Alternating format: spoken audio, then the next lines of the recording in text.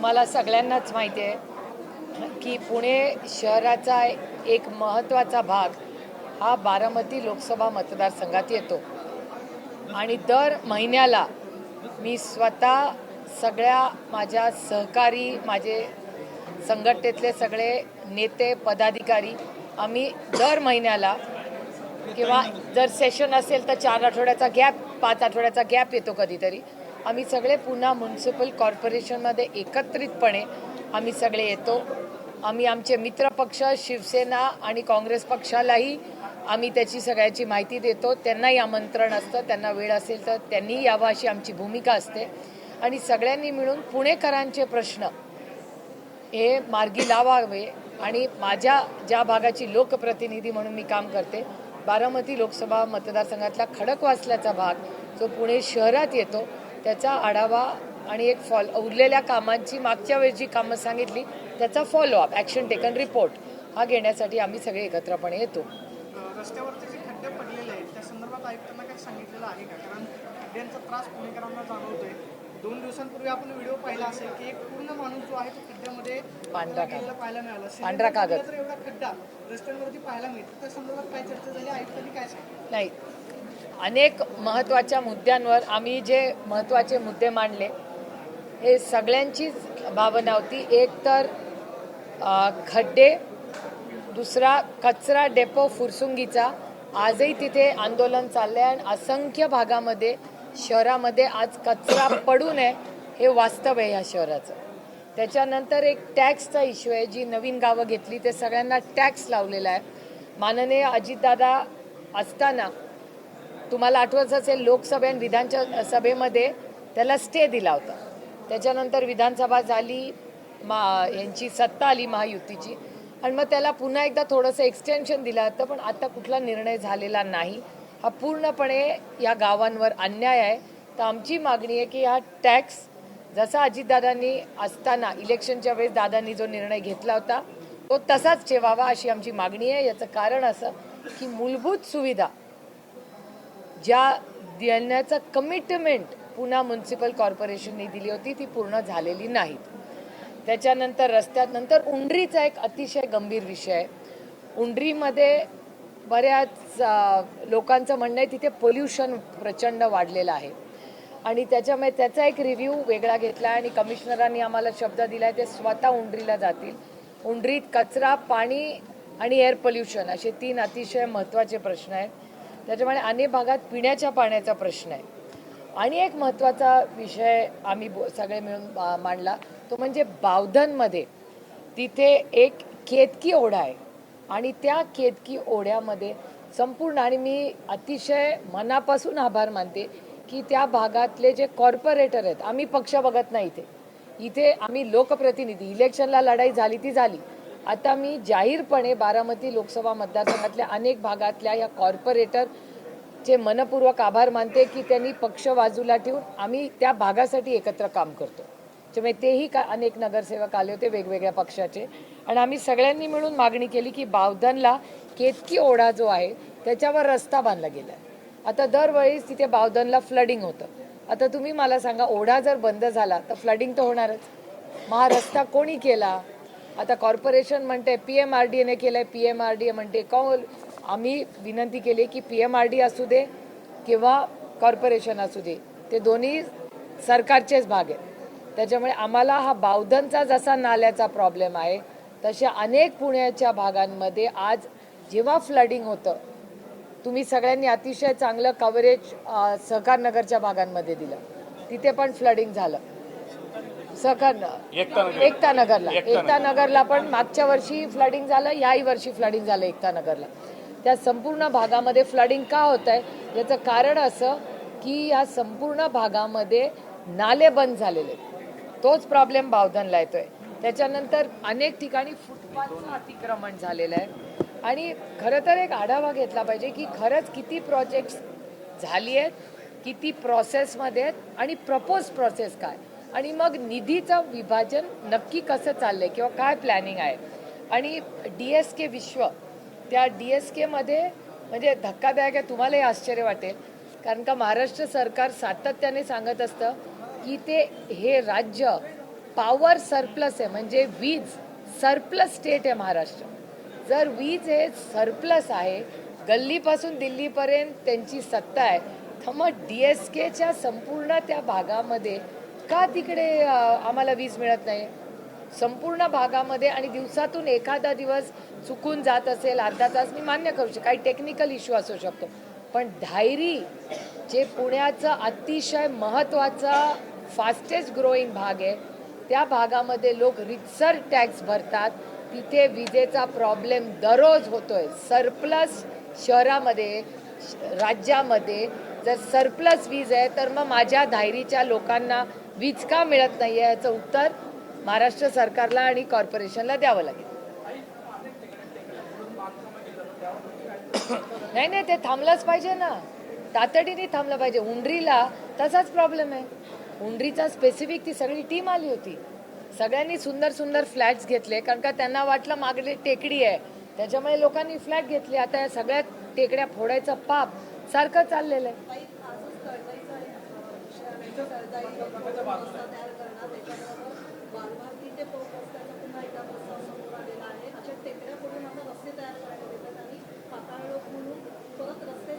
बालभारतीला विरोध आपणच सगळ्यांनी केला होता. आपण तो जो आतला रस्ता जाणार होता त्याला आपण सगळे गेलो होतो ना तो बघायला, मी स्वतः गेलो होतो. आमचा पूर्ण विरोध आहे.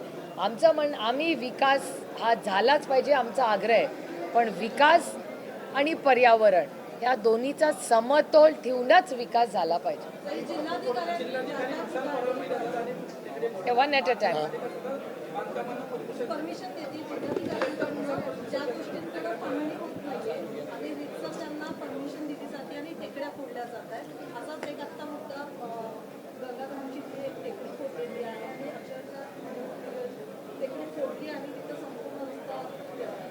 अशा घटना जर पुण्यात होत असतील तर राष्ट्रवादी काँग्रेस पक्ष, शरदचंद्र पवार हे पक्ष म्हणून नाही, पण एक पुणेकर म्हणून आमची नैतिक जबाबदारी आहे. आम्ही रस्त्यावर उतरून ह्याचा विरोध आणि आंदोलन करणं. राजकीय प्रश्न आहे. गेल्या 2 एक मिनिट, ह्यांचं ऐकू दे ना.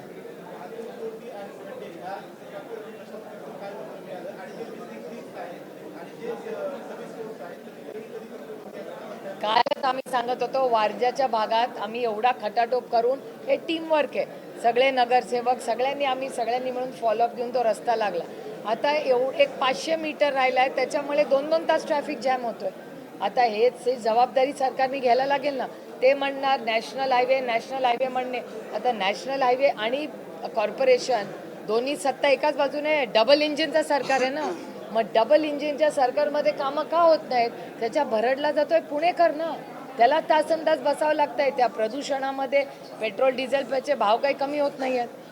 त्यामुळे ह्या संपूर्ण मला विचाराल तर अर्बनायझेशनमध्ये पूर्ण हे कोलॅप्स झालेलं आहे. गेले 7 वर्ष त्यांचीच सत्ता आहे, हे वास्तव आहे पुण्याचं.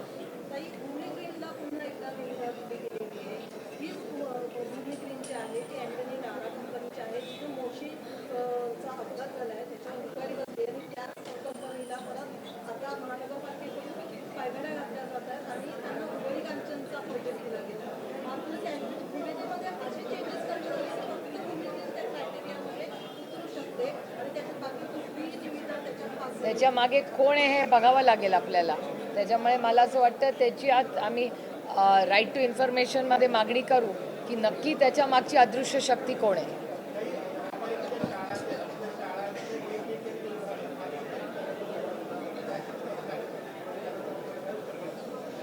नाही, शाळांच्या बाबतीत मी स्वतःच माननीय मुख्यमंत्र्यांना एक पत्र लिहिलेलं आहे. मराठी शाळा संपूर्ण राज्यामध्ये अडचणीत आलेल्या आहेत आणि याच्यासाठी मराठी जगली पाहिजे आणि त्याच्यासाठी काय नियोजन महाराष्ट्र सरकार करेल किंवा जिथे शिक्षक नाही आहेत त्या रिक्त जागा तातडीने भरल्या पाहिजेत. त्याच्यासाठी न्यू एज्युकेशन पॉलिसी या सरकारने आणली, पण त्या न्यू एज्युकेशन पॉलिसीमुळे कुठली क्रांती घडली आहे? उलट होतं तेच बरं होतं असं म्हणायची वेळ आलेली आहे. त्यामुळे दुर्दैव आहे की शिक्षणाच्या बाबतीत अतिशय उदासीन भूमिका या सरकारची राहिलेली आहे. आणि तुम्ही बघताय काल आणखीन एक पेपर फुटला, म्हणजे ते दिपकेंनी एवढी जबाबदारी घेतली आहे, ते तिकडे उतरले आहेत, लढतायत सर्वसामान्य मायबाप जनतेसाठी. हे किती आनंदाची गोष्ट आहे आणि मी त्याचं मनापासून स्वागत करते. कारण का भरडला जातोय कष्ट करणारा, प्रामाणिक टॅक्स भरणारा नागरिक याच्यात. संसदेचं अधिवेशन झालं. अमित शहा आणि एक मिनिट, पुण्याचे विषय झाले सगळे, आता विचार. अमित शहा आणि पंतप्रधान नरेंद्र मोदी आले नाहीत संसदेमध्ये, अगदी शेवटच्या दिवशी आले. नाही, आम्हाला खरं तर संसदेत आम्ही 1 महिना सगळे होतो आणि आमची एवढीच अपेक्षा होती की एक चांगली चर्चा व्हावी. 2 महत्त्वाच्या घटना या देशात झाल्यात. एक तर नीटच्या परीक्षेत झालेलं लिकेज, त्याच्यानंतरचं झालेलं जंतर मंतरचं आंदोलन आणि त्यात तिथल्या आपल्या मुलांवर झालेला हल्ला आणि पेलेट गन्स ह्याची एक इन्क्वायरी स्वतः मी हाऊसमध्ये बोलले. तेव्हा ह्याच्यावर SIT स्थापन करा आणि पारदर्शकपणे या देशाला सांगा की ऑर्डर कोणी दिली. या बाबतीत आम्हाला आश्चर्य वाटतंय की सरकारची कुठलीही सहकार्याची भूमिका नव्हती. आणि दुसरं, जो आपल्या सगळ्यांच्याच श्रद्धेचा विषय आहे, ज्या प्रभू श्रीराम ज्यांना आपण मर्यादा पुरुषोत्तम राम म्हणतो, अशा मर्यादा पुरुषोत्तम रामांच्या मंदिरात चंदा चोरी होते, हे धक्कादायक आहे.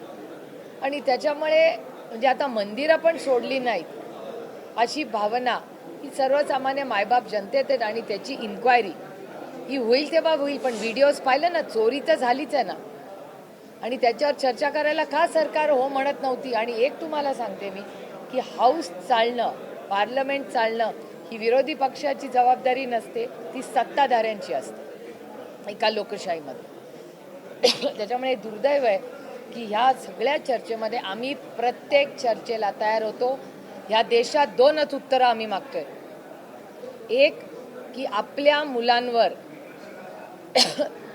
मुलांवर पेलेट गनची ऑर्डर कोणी दिली, हा पहिला मुद्दा. आणि दुसरा, प्रभू श्रीराम मर्यादा पुरुषोत्तम रामांच्या मंदिरामध्ये चोरी कोणी केली आणि तो चंदा कुठे गेला, याचं उत्तर आम्हाला हवंय. देशातल्या रेल्वे स्टेशन्सवरचे जे पाण्याचे नमुने आहेत त्याबद्दल एक कॅगचा अहवाल आलेला आहे. त्याच्यामध्ये महाराष्ट्रातलं, मुंबईतलं CSMT, लोणावळा, कल्याण, भिवंडी इथल्या त्या पाण्यामध्ये ई कोलाई हा जीवाणू आढळला आहे, असं तो कॅगचा रिपोर्ट सांगतो, जो दूषित आहे पाणी. नाही, अतिशय चिंताजनक आहे. मी ही बातमी सकाळी वर्तमानपत्रात वाचली आहे. मी माननीय अश्विनी वैष्णवजींना आज ट्विटी करते की याची त्यांनी सखोल इन्क्वायरी तातडीने लावली पाहिजे. आताही राजकीय प्रश्न आहे. 2 दिवसांपासून पक्षाच्या बैठका सुरू आहेत, मात्र जयंत पाटील बैठकीला नाहीत, त्यामुळं बरीच चर्चा जी आहे ती केली जाते. त्या मीटिंगला जयंतराव नव्हते, त्या मीटिंगला राजेश टोपे नव्हते, त्या मीटिंगला अनिल देशमुख नव्हते, त्या मीटिंगला राजेश नव्हते, अनिल देशमुख नव्हते, निलेश लंके नव्हते, त्या मीटिंगला अजून कोण नव्हतं, बाळ्यामामा होते, त्या मीटिंगला अमोलदादा कोल्हे नव्हते, त्या मीटिंगला जितेंद्र आव्हाड नव्हते. असे खूप लोक त्या मीटिंगला नव्हते. नाही, मात्र एक चर्चा आहे की साहेबांनी पक्षातल्या पदाधिकाऱ्यांना अशा सूचना दिल्या की भविष्य काळामध्ये सक्रिय व्हावं लागेल, जास्तीत जास्त तरुणांना संधी द्या, आपण विरोधी पक्षामध्ये आहोत, कोणताही संभ्रम घेऊ नका. साहेबांनी कुठलंही भाषण केलं नाही. तुमचा जो सूत्र आहे त्या सूत्रांनी चुकीची माहिती दिली आहे. साहेब 2 दिवस मीटिंगला होते, साहेबांनी एकही सूचना त्यांनी दिली नाही. फक्त ऐकण्याची मीटिंग होती, बोलण्याची नाही. सूत्र बदला, तुमचा सूत्र चांगला नाही. मात्र त्या कधी झाली ऑफिशियली? तो त्यांची काय युतीचा अंतर्गत प्रश्न आहे, कोणी काय करायचं. माझी एवढीच विनंती आहे की या राज्यातले खड्डे बुजवा. आमच्या नीटचा पेपर हा फुटणार नाही. आमची मुलं फार कष्ट करतात. नाशिकमध्ये एवढा मोठा कुंभमेळा होतोय, त्याच्यावर रोज आरोप प्रत्यारोप भ्रष्टाचाराचे होत आहेत. माझी हात जोडून माननीय मोदीजींना विनंती आहे की तुम्ही आम्हाला शब्द दिला होता देशवासी म्हणून की ना खाऊंगा ना खाणे दूंगा, तुम्ही प्लीज महाराष्ट्रात लक्ष घाला. माझी हात जोडून विनम्रपणे माननीय मोदीजींना विनंती आहे. नाशिकमधील बोगस टेंडरचं प्रकरण चर्चेत असताना गिरीश महाजन यांच्या राजीनाम्याची मागणी होती. आता त्यांचीच नाशिकच्या पालकमंत्रीपदी नियुक्ती झालेली आहे.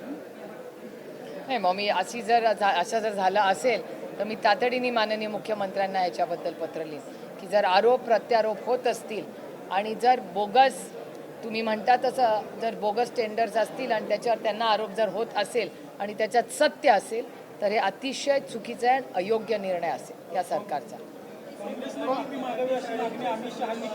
काय काय काय सोनिया गांधींचा जो व्हिडिओ व्हायरल होतोय की वंदे मातरम सुरू असताना त्यांनी काय नक्की कळत नाही नक्की काय आहे. कारण का मला दुसरा एक व्हिडिओ आला ज्याच्यात होतं की हा डीप फेक आहे आणि हा खरा आहे. त्याच्यामुळे नक्की कुठला व्हिडिओ खरा आहे हे मला असं वाटतं याची माहिती आपल्याला सगळ्यांनाच काढायला लागेल. कारण का खूप व्हिडिओज वेगळे वेगळे फिरतायत मीडियामध्ये. पण बावनकुळेंनी तर सोनिया गांधींवर गुन्हा दाखल करण्याची मागणी केली आहे. अहो ते मंत्री आहेत, ते जाऊन माडू आम्ही कुणावरही माझ्यावर पण गुन्हा दाखवू शकतात. कॅबिनेट मिनिस्टर आहेत या राज्याचे, स्टेटमेंट कशाला आलं पाहिजे? पोलीस स्टेशनला जाण करा आमच्यावर गुन्हे, काय प्रॉब्लेम आहे? त्यानंतर काँग्रेसवरती टीका होते की वंदे मातरम जे आहे ते वंदे मातरमचा अपमान काँग्रेसकडून करण्यात येतोय. अहो कसं आहे, भ्रष्टाचाराबद्दल आमच्या विरोधात काही बोल राहिलं नाही. स्वतःचं अपयश हे लपवण्यासाठी आता दुसरं काहीच राहिलं नाही. त्याच्यामुळे यही सही. आता याच्यावर पण पोलीस केसेस होतील आमच्यावर. रॅलीमध्ये महाराष्ट्राच्या मुख्यमंत्र्यांचे देखील एक व्हिडिओ व्हायरल होते. हे सनम तेरे लिए असं पद्धतीने त्यांच्याकडनं वाक्य आलेलं आहे. हे वचन दाखवत होते. मी नाही पाहिलेला बाबा व्हिडिओ, मी पाहून सांगते तुम्हाला.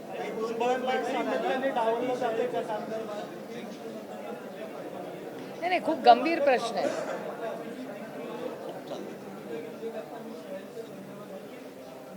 आम्ही त्याचं कुठल्याही आंदोलनाचा अर्थाचं स्वागतच करणार ना. आम्ही माझं म्हणणं आहे, जर चांगल्या कामासाठी कोणीही जर उभं असेल ते एका लोकशाहीमध्ये तो अधिकार भारतरत्न डॉक्टर बाबासाहेब आंबेडकरांनी त्यांना दिलेला आहे. त्याच्यामुळे अर्थातच तुम्ही विरोधात असा किंवा सत्तेत असू द्या, जर कोणी अशा भावना मांडत असेल, आंदोलन करत असेल, ते एका सशक्त लोकशाहीमध्ये त्याचा मान सन्मान झालाच पाहिजे. काही छगन भुजबळ ज्येष्ठ नेते आहेत. विषय बिकट झालाय. पालघरमध्ये आणि चंद्रपूरमध्ये पण मुलांना झोपायला नीट गाद्या नाही आहेत. काही मुलं सर्पदंशाने गेलेली आहेत. तर अक्कलकोटमध्ये स्लॅब कोसळून काही मुलं गंभीर जखमी झाले. याच्यावर महाराष्ट्र सरकारने मी महाराष्ट्राच्या माननीय मुख्यमंत्र्यांना एक पत्र लिहिलेलं आहे की महाराष्ट्राच्या सगळ्या आश्रमशाळेचा रिव्ह्यू महाराष्ट्राच्या माननीय मुख्यमंत्र्यांनी आणि या राज्यातल्या कलेक्टर्सनी घ्यावा. कलेक्टर्स करून माननीय मुख्यमंत्र्यांनी त्याचा एक रिव्ह्यू घेतला पाहिजे तातडीने. आणि काही काळापूर्वी एक कमिटी स्थापन केली होती महाराष्ट्र सरकारनी सगळ्या आश्रमशाळा रिव्ह्यू करण्यासाठी. तर त्याचा संदर्भ घेऊन महाराष्ट्राच्या माननीय मुख्यमंत्र्यांनी तातडीने आणि कलेक्टर्सला टार्गेट्स द्यावी की एक 15 दिवसात महिन्याभरात हा सगळ्याचा आढावा. कारण का हे इन्फ्रास्ट्रक्चर पटकन रिपोर्ट कोण देऊ शकतं महाराष्ट्राच्या माननीय मुख्यमंत्र्याला? तर स्थानिक कलेक्टर्सला टार्गेट देऊन 15 दिवसात सगळी माहिती घेऊन पूर्ण वॉर फुटिंगवर. आणि मी तर परवा प्रेसमध्येही बोलले की स्थानिक आमदार खासदारांना द्या ना, कधीतरी राजकारण बाजूला ठेवून राज्यासाठी एकत्र येऊया ना. ऑपरेशन सिंदूर, पेहलगामला जेव्हा हल्ला झाला तेव्हा ऑपरेशन सिंदूरला आम्ही एक झालोच ना. तर मी आपली मुलं आहेत ना, आपल्या मुलांसाठी आश्रमशाळेंना द्या टार्गेट्स प्रत्येक आमदार खासदाराला. आम्ही पण जाऊ फील्डवर, सगळे आमदार खासदार कलेक्टर्सनी मिळून एक रान पेटू की आज नंतर या राज्यातली कुठली आश्रमशाळा ही अशी वंचित राहणार नाही. सगळे ओनरशिप घेऊ, CSR वापरू, सगळे मिळून काहीतरी क्रांती करू नये राज्यात. आमची सहकार्याची भूमिका या चांगल्या कामासाठी महाराष्ट्र सरकारला. छगन भुजबळ ज्येष्ठ नेते आहेत. नाशिकसाठी त्यांचं आणि महाराष्ट्रासाठी मोठं काम आहे. मात्र पालकमंत्री पदावर त्यांची वर्णी लागली नाही. कुठेतरी त्यांना डावललं गेलं. हा प्रश्न तुम्हाला राष्ट्रवादी काँग्रेस पक्ष अजित पवार गटाला विचारायला लागेल. कारण का ते त्या गटामध्ये आज आहेत आणि त्याच्यामुळे ह्याचं उत्तर तो गटच देऊ शकेल. मी कसं देणार? तो त्यांच्या गटाचा अंतर्गत प्रश्न. बैठकीमध्ये अशी माहिती मिळते की काही जिल्हाध्यक्षांनी प्रमुख नेत्यांना विचारलं की नक्की प्रमुख नाही, मलाच विचारलं. तुम्हाला की पक्षामध्ये संभ्रम आहे का किंवा तुम्ही NDA सोबत जाणार का, अशा विषयांवरती चर्चा म्हणजे झाली का? म्हणजे की आमच्या म्हणजे किती लोकशाही आहे बघा आमच्या पक्षामध्ये. आम्ही खूप कमी बोललो. आमचे प्रत्येक जिल्हाध्यक्ष आले, त्याचं मन पूर्णपणे त्यांनी मोकळं करून काय वास्तव आहे, राज्यात काय चाललंय, काय या सगळ्याची चर्चा झाली. म्हणजे आपण पक्ष कसा वाढवला, काय प्रश्न आहे, महागाई, बेरोजगारी, कसा भ्रष्टाचार ग्राउंडवर झाला आहे, रस्त्यांची काय अवस्था आहे, या सगळ्याबद्दल ग्राउंडची सगळी माहिती आम्हाला आमच्या अध्यक्षांनी दिली. पुढे पक्ष कसा जाईल तेही तुमच्यासारखे चॅनलवर ते चिंता करतात. कारण का तुम्ही चॅनलवर दाखवता की विनोद तावडे आणि मी एका कमिटी मीटिंगमधून दुसऱ्या कमिटी मीटिंगला एका गाडीतून जातो. त्याच्यामुळे तुम्हाला जसा संभ्रम पडतो तो व्हिडिओ बघून, तसं त्यांनाही वाटलं असेल. तर मी त्यांना समजून सांगितलं की विनोदजी आणि आम्ही एका मीटिंगमधून जल जीवन मिशनच्या मीटिंगमधून निघालो आणि एक जॉईंट पार्लमेंटरी कमिटी मीटिंग होती, त्याला आम्ही दोघं एकत्र गेलो. तर त्यांना मी सांगितलं ते ऑप्टिकली जरा खूप ड्रामॅटिक आणि इंटरेस्टिंग वाटतं चॅनल्सवर, आणि ती ब्रेकिंग न्यूज म्हटलं की आमच्या अध्यक्षांना वाटतं अरे बापरे ब्रेकिंग न्यूज. मी त्याला म्हणलं डोंट ओव्हर रिॲक्ट. ते ऑप्टिक्स दिसताना खूप असे ड्रामॅटिक दिसतात, पण ते सिनेमासारखं आहे. सिनेमा ऑलवेज इज ड्रामटाईज ना. जेव्हा तुम्ही स्क्रिप्ट वाचता ते बेसिक असतं, त्याच्यात ड्रामा आला की ते व्हिज्युअली इम्पॅक्ट दिसतं. तेवढंच होतं ते माझं आणि विनोदजींचं जे गाडीचा प्रवास तुम्ही पाहिला तो. नाही, मात्र मग कार्यकर्त्यांमध्ये जो संभ्रम आहे तुम्ही नक्की कार्यकर्त्यात संभ्रम नाही आहे. एक दोन लोकांमध्ये तो मीडिया क्रिएटेड संभ्रम आहे. त्याच्यात संभ्रमाचा विषय काय? तुम्ही जर प्रेस कॉन्फरन्सेस पाहिल्या, आणि माझी तर शपथ गेले 12 वर्ष घेताय तुम्ही, दरवेळीच रिशफल म्हणजे 14 पासून 26 पर्यंत माझा शपथविधी किती वेळा तुम्ही घेतलाय मला खरं सांगा. जरा डेटा काढूया गंमत म्हणून. माझी तर डिपार्टमेंट मोदीजींना न विचारता तुम्ही अनाऊन्स करता.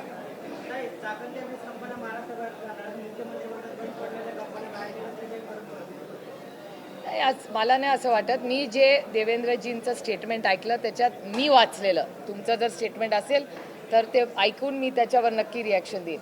पण मला जे माहिती आहे, जे स्टेटमेंट मी वर्तमानपत्रात वाचलं त्याच्यात ते असं म्हणाले की बऱ्याचशा कंपनीज अशा होत्या ज्या ऑपरेशनल नव्हत्या. माझं म्हणणं आहे त्या का ऑपरेशनल नव्हत्या? माझं एवढंच विचार आहे की इंडस्ट्री डिपार्टमेंट महाराष्ट्र सरकार करतंय काय? इंडस्ट्री डिपार्टमेंटच्या माध्यमातून रेड कार्पेट ट्रीटमेंट इन्व्हेस्टर्सला का दिली जात नाही? सगळी राज्य देत आहेत. तेलंगणा, कर्नाटका, पंजाब, आंध्र, ह्या सगळ्या राज्यांमध्ये, Uttar Pradesh for that matter. आमच्याकडे सगळा देशाचा डेटा येतो पार्लमेंटमध्ये. मग महाराष्ट्रामध्ये रेड कार्पेट इंडस्ट्री डिपार्टमेंट करतंय काय महाराष्ट्र सरकारमधलं? त्यांचा जॉबच आहे ना, म्हणून ते इंडस्ट्रीसाठीच डिपार्टमेंट आहे. जर इंडस्ट्री डिपार्टमेंटच इफेक्टिव्हली काम करत नसेल तर माझी विनंती आहे महाराष्ट्राच्या माननीय मुख्यमंत्र्यांना की ह्याची जबाबदारी आणि अकाउंटेबिलिटी तुम्हाला द्यावी लागेल. आणि राजाभाऊ वझेंचं तुम्ही पार्लमेंटमधलं उत्तर पाहिलं आहे. शॉकिंग आहे तो डेटा की महाराष्ट्रातले एवढे उद्योग बंद तरी होत आहेत किंवा बाहेर जात आहेत. हे पूर्णपणे इंडस्ट्री डिपार्टमेंटचं अपयश आहे. रिक्षा चालकांना आज मराठी बोलण्यासाठी अनावर्य केलेलं आहे. त्याकडे कसं पाहतोय? कुठल्याही राज्यात जेव्हा आपण राहतो, एखादी भाषा आणखीन येणं ही आनंदाचीच गोष्ट आहे ना. आता आम्ही जेव्हा तामिळनाडूमध्ये जातो गोड वाटतं काहीतरी ऐकायला, आम्ही बेंगॉलला जातो तेव्हा गोड वाटते ती भाषा ऐकायला. आणि जर आपण त्या शहरात राज्यात राहत असो तर तिथली भाषा शिकायला काय कमी पडा? काय हरकत नाही ना भाषा शिकण्यासाठी. उलट कसं आहे, उलट तुम्ही विचार करा, त्यांचा जो प्रत्येक गिराईक येईल त्याच्याशी ते मराठीत बोलतील, त्यांनाच त्याचा उपयोग होईल ना. कारण का कस्टमर इज किंग. तर कस्टमर किंग आहे. कस्टमरला आणखीन चांगली जर सर्व्हिस मिळणार असेल तर 2 पैसे त्यांना पण जास्त मिळतील. त्याचं उलट स्वागत आपण सगळ्यांनी केलं पाहिजे. पंतप्रधान परवा दिवशी 15 ऑगस्टच्या भाषणात म्हटलं की दिमागी नक्षलपासून सावध राहिलं पाहिजे. मला दिमागी नक्षलचा अर्थ मला माहिती नाही, पण ते सगळं आता त्या इंस्टाग्राम आणि याच्यावर दिमागी नक्षल जोरात चालले असं म्हणतात बाई. मगाशी कोणीतरी मला खाली भेटलं ते सांगत होते. पण दिमागी नक्षलचा अर्थ मला माहिती नाही. म्हणजे काय माननीय प्रधानमंत्र्यांना म्हणायचं होतं, त्याच्या सरकारलाच त्याचा विचारावं लागेल काय नवीन वर्ड कॉइन केलंय ते. सोशल मीडियावर याचंच कुणीतरी अकाउंट काढलं आणि खूप मोठ्या संख्येने त्याचे आता फॉलोअर्स वाढू लागले. हो, हे मला मगाशी कोणीतरी सांगितलं. सकाळी एका चॅनलवर स्टोरी होती मला वाटतं ती. पण हे खरंच आहे, दिमागी नक्षलचा अर्थ मला तरी माहिती नाही. नक्षलवाद मला माहिती आहे, पण दिमागी नक्षल मला वाटतं माननीय प्रधानमंत्र्यांच्याच ऑफिसमधून क्लॅरिफिकेशन आलं तर आपल्याला कळेल की नक्की काय.